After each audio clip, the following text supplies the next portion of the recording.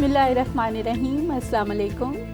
8654 teaching and learning strategies, जिसमें हम आजकल जो प्रोग्राम डिस्कस कर रहे हैं वो है यूनिट नंबर 2 के हवाले से डिफाइनिंग लर्निंग ऑब्जेक्टिव्स।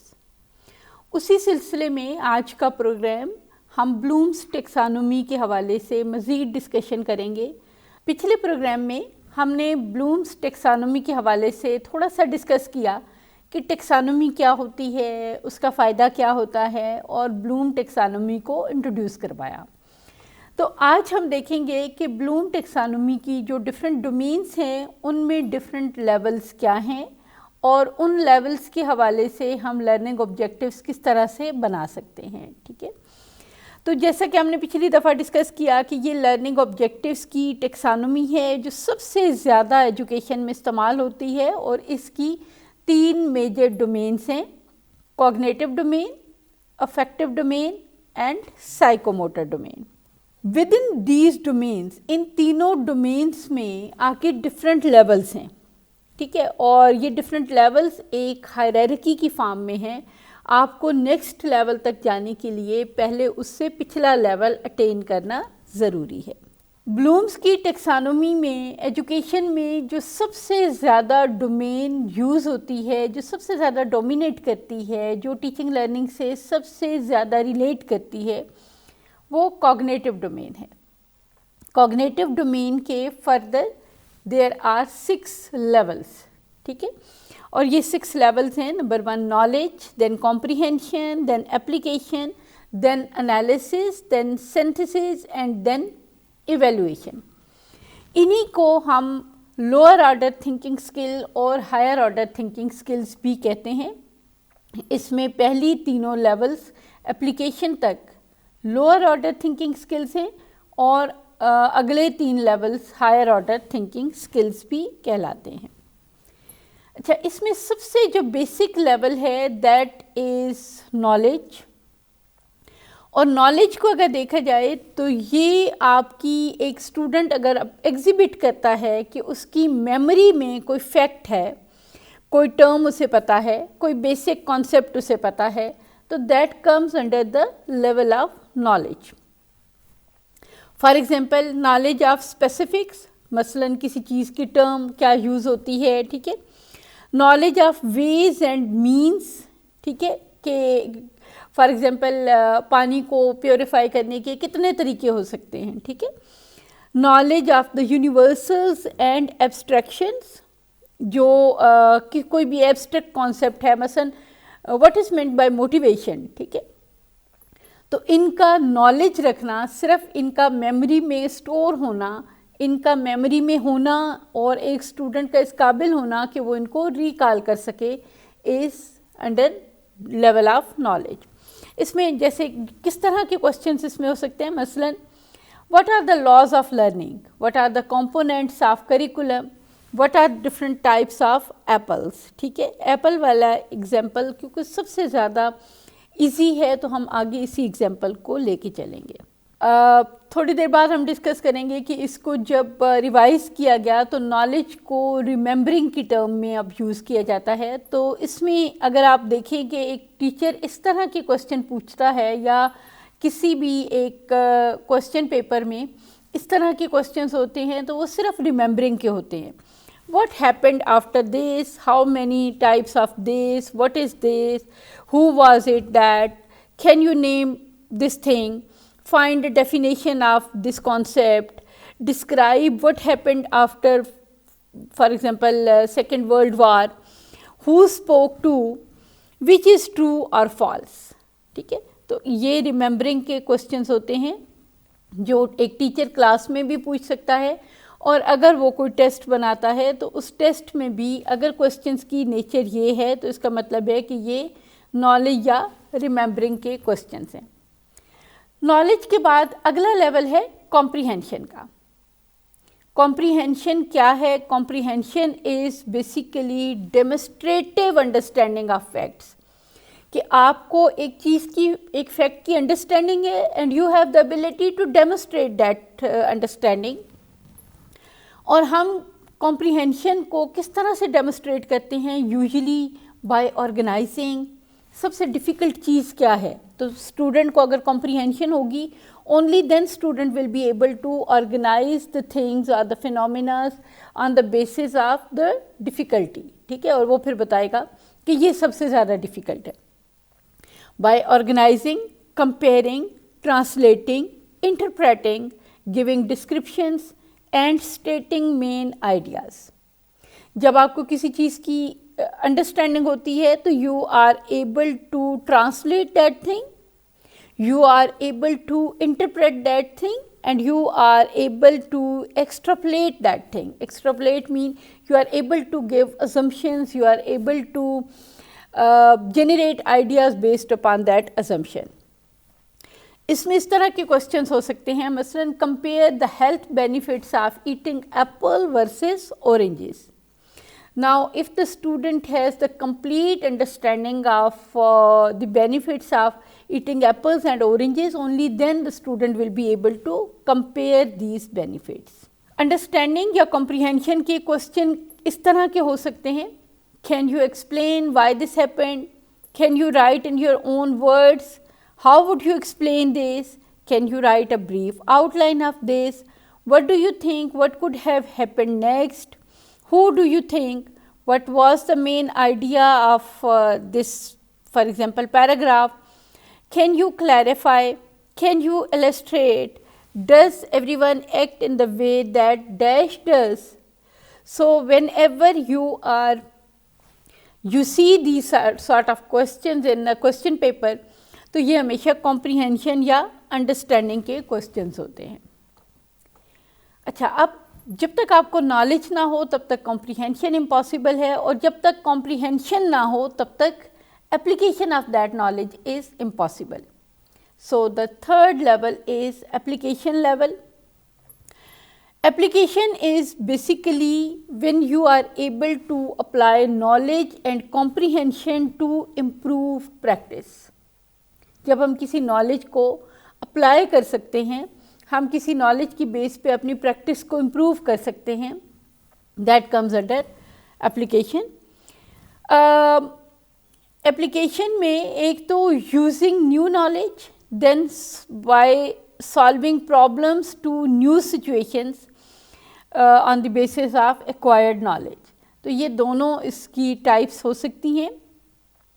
इसमें मसलन आपको कोई फैक्ट्स, टेक्निक्स और रूल्स तो पता हैं, आप उनको एक नए अंदाज में इस्तेमाल करते हैं, या आप उनके इस्तेमाल से कोई प्रॉब्लम सॉल्व करते हैं, तो इसका मतलब ये है you are at a level of application of knowledge. ठीक है, इसमें क्वेश्चंस इस तरह से हो सकते हैं, मसलन which kinds of apples are best for baking a pie and why. ठीक है, तो you are able to apply the knowledge. आपको डिफरेंट टाइप्स ऑफ एप्पल्स का पता है, और आप अप्लाई कर सकते हैं कि okay, if I have to bake a pie, then what type of apple I should use and why. Application में इस तरह के क्वेश्चंस हो सकते हैं. Do you know of an other instance where this? Can you group by characteristics such as which factors would you change if this? What question would you ask of? From the information given, can you develop a set of instructions about dash? तो जब भी इस तरह के questions आपको नज़र आएँ, तो ये एप्लीकेशन लेवल के क्वेश्चंस होंगे किसी भी क्वेश्चन पेपर में. जी, ये जो तीन अभी हमने डिस्कस किए, नॉलेज, कॉम्प्रीहेंशन एंड एप्लीकेशन, ये लोअर ऑर्डर थिंकिंग स्किल्स भी कहलाते हैं. जब हम इनसे आगे चलते हैं तो ये हायर ऑर्डर थिंकिंग स्किल्स हैं, जिसमें पहला है एनालिसिस. अब एनालिसिस क्या है? A student is able to examine and break information into different parts by identifying motives और कॉजेज और similarities etcetera. Make inferences and find evidences to support generalisation. Analysis किस किस चीज़ का हो सकता है? एनालिसिस एलिमेंट्स का हो सकता है. कोई आपके पास एक कॉम्प्लेक्स फिनोमिना है, तो इसमें कौन कौन से एलिमेंट्स हैं. कोई आपके पास एक होल है, तो इसके कौन कौन से पार्ट्स हैं और किस पार्ट का क्या रोल है. ठीक है, analysis of relationships and analysis of organisational principles. ठीक है, जिस बेस पे चीज़ें किसी होल में ऑर्गेनाइज्ड हैं, उन प्रिंसिपल्स का एनालिसिस हो सकता है।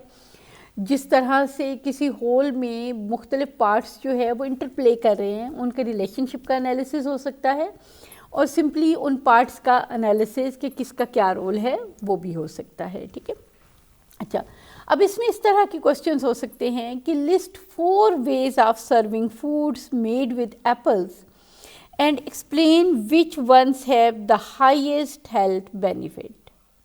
ठीक है, you can analyse each and every food that is made with Apple, और उसमें एप्पल के साथ और कौन से इंग्रेडिएंट्स हैं, उन्होंने किस तरह का रोल प्ले किया, और उसकी वजह से अब हेल्थ बेनिफिट्स कौन से फूड के सबसे ज़्यादा हैं। एनालिसिस में जिस तरह के क्वेश्चन हो सकते हैं, मसलन which events could not have happened if dash happened, what might the ending have been, how is dash similar to dash, what do you see as other possible outcome, why did dash changes occur, can you explain what must have happened when, what are some or the problems of dash, can you distinguish between what were some of the motives behind this, what was the turning point in this event, what was the problem with that dash, right? So जब भी आपको इस तरह के questions नज़र आएँ तो इसका मतलब है कि ये अब हायर ऑर्डर थिंकिंग स्किल्स के क्वेश्चंस हैं और एनालिसिस के क्वेश्चंस हैं। एनालिसिस के साथ अगला हमारा लेवल होता है सिंथेसिस। जब एक स्टूडेंट एनालिसिस कर सकता है तो इसका मतलब ये है कि अब वो अगर पार्ट्स को सेपरेटली एनालाइज कर सकता है तो इसका मतलब ये है कि वो डिफरेंट पार्ट्स ऑफ नॉलेज को अगली स्टेज पे सिंथेसाइज करने के काबिल होना चाहिए। ठीक है, सिंथेसिस क्या है? To compile information together in a different way by combining elements in a new pattern or proposing alternative solutions. For example, production of a unique system, आपके पास पार्ट्स वही हैं लेकिन उनको हम एक नए वे में अगर ऑर्गेनाइज करें, सिंथेसाइज करें तो we can may be we are able to develop a new system, we are able to develop a new design.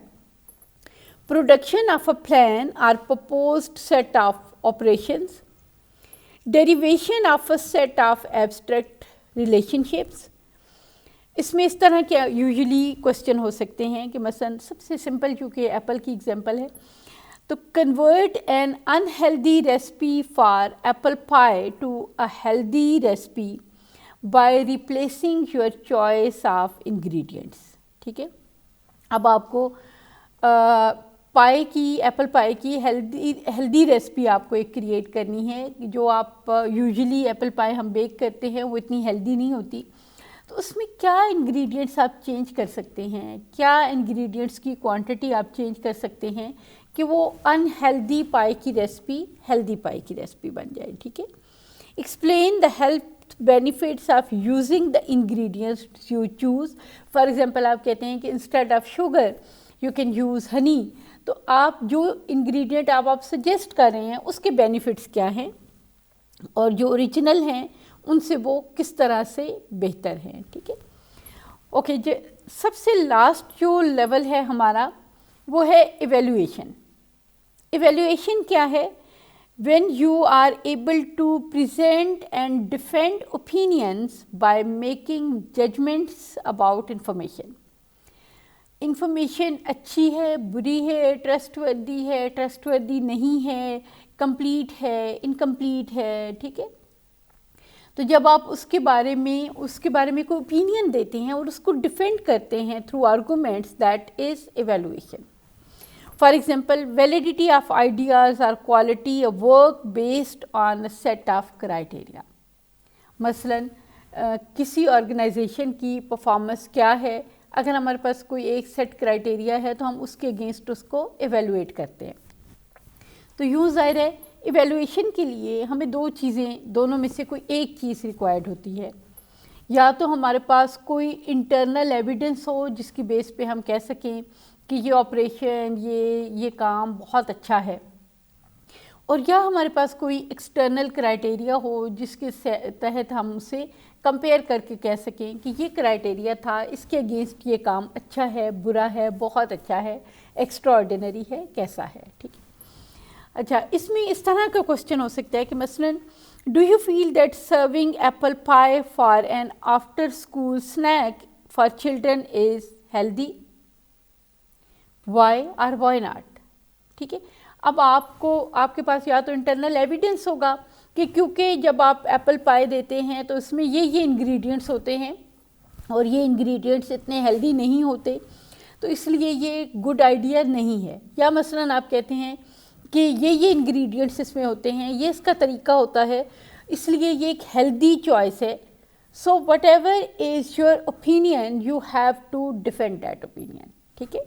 और इसमें इस तरह के क्वेश्चंस हो सकते हैं, is there a better solution to जज the value of dash, what do you think about dash, can you defend your position about dash, do you think dash is a good और bad thing, how would you have handled this situation, for example, what changes to dash would you recommend, do you believe dash, how would you feel if dash, how effective are, for example, how effective are the elections in Pakistan, what are the consequences of something, what influence will dash have on our lives, for example, what influence will AI, artificial intelligence, have on our lives, what are the pros and cons of using social media, for example, what is dash of value, why is dash of value, why is property maybe is of value। तो इस तरह के जब भी questions का आपको set नज़र आएगा या इस तरह का कोई क्वेश्चन नज़र आएगा तो ये इवेल्युएशन टाइप क्वेश्चन है। यहाँ पे एक मिनट के लिए रुक के अगर हम इसको रिवाइज करें तो देखिए तीन लेवल्स जो लोअर ऑर्डर थिंकिंग स्किल्स में आते हैं, these are knowledge, comprehension and application. उसके बाद जो अगले लेवल्स ऑफ नॉलेज शुरू होते हैं, they are higher order thinking skills, they are analysis, synthesis and evaluation. लेकिन एक अच्छी बात यह है कि thinking is always there, a good teacher makes you think even when you don't want to think, है ना। तो thinking is always there. So based upon certain observations, Bloom की टेक्सानोमी में कुछ रिवीजन्स आई और ये 1990s में मेजर रिवीजन्स आई और उसकी बेस पे टेक्सानोमी का रिवाइज्ड वर्जन सामने आया। ये रिवीजन्स क्या थी? सबसे पहले तो ये है कि जो ओरिजिनल टर्म्स थी ये नाउन थी। ठीक है। तो चूँकि थिंकिंग इज़ अ प्रोसेस तो इसके लिए वर्ब्स की टर्म्स को यूज़ किया गया, यानी instead of knowledge revised taxonomy में it's remembering, instead of comprehension revised taxonomy में it's understanding, instead of application revised taxonomy में it's applying, instead of analysis revised taxonomy में इट्स एनालाइजिंग। सिंथेसिस और evaluation को आपस में चेंज भी किया गया और इवेल्युएशन के लिए इवेल्युएटिंग और synthesis is basically creating new knowledge, तो वो क्रिएटिविटी की टर्म में आ गया। ठीक है। चेंजेस जब हुई तो इसकी बेस पे ज़ाहिर है कि वर्ब फॉर्म में चेंजेस हुई, क्योंकि थिंकिंग एक एक्टिव प्रोसेस है तो वर्ब्स इसके लिए ज़्यादा एक्यूरेट समझे गए, कुछ कैटेगरीज़ को रीऑर्गेनाइज किया गया जैसे आपने देखा। ठीक है। तो ब्लूम की टेक्सानोमी, रिवाइज टेक्सानोमी हो या ओरिजिनल टेक्सानोमी हो, हमारे जब भी एजुकेशन में टेस्टिंग और असेसमेंट का नाम आता है, Bloom's taxonomy is considered widely used guide और ये हमें हेल्प करती है कि हम अपने क्वेश्चन पेपर को बैलेंस कर सकें। ये हमें हेल्प करती है कि हम स्टूडेंट को प्रोग्रेशन की तरफ लेके जा सकें, from lower order thinking skills to higher order thinking skills, because thinking is the most important function. और एक चाइनीज़ प्रोवर्ब है, he who learns but does not think is lost. तो इंशाल्लाह अगले प्रोग्राम में हम बाकी टेक्सोनॉमीज़ के हवाले से डिस्कस करेंगे। अपना बहुत ख्याल रखिएगा। थैंक यू एंड अल्लाह हाफ़िज़।